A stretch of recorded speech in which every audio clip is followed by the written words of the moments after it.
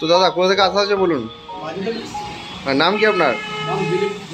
Electric গাড়ি নেবেন বলে এসছেন? তো আপনার তো তেলের গাড়ি তো রয়েছে, তার সাথে আপনি ইলেকট্রিক গাড়ি কেন বেছে নিলেন?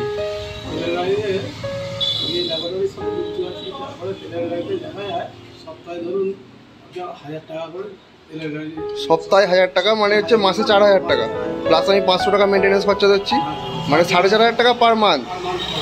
আচ্ছা, সেই খরচাটাকে বাঁচানোর জন্য আপনি ইলেকট্রিক গাড়ি বেছে নিয়েছেন।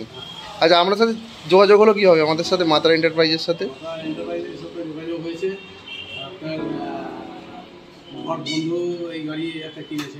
আচ্ছা, তারপর আমাকে অনেক দিন ধরেই বলছে, আমি অতটা গুরুত্ব দিই না। তারপর দেখলাম যে না, একের পর এক অনেক খরচ হয়ে যাচ্ছে, অনেক টাকা খরচ হয়ে যাচ্ছে।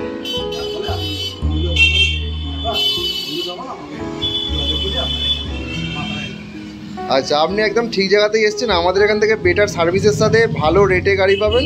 তো আপনি নিয়েছেন অবশ্যই ঠিক রেটে গাড়ি পেয়েছেন তো, কম রেটে পেয়েছেন তো, আশা রাখছেন তো ভালো সার্ভিস পাবেন। আর এটাই আমাদের কাছে মূল লক্ষ্য, ভালো শুধু গাড়ি বিক্রি না, ভালো গাড়ি বিক্রির সাথে সাথে ভালো সার্ভিস কাস্টমারকে দেওয়া, এটাই আমাদের মূল উদ্দেশ্য।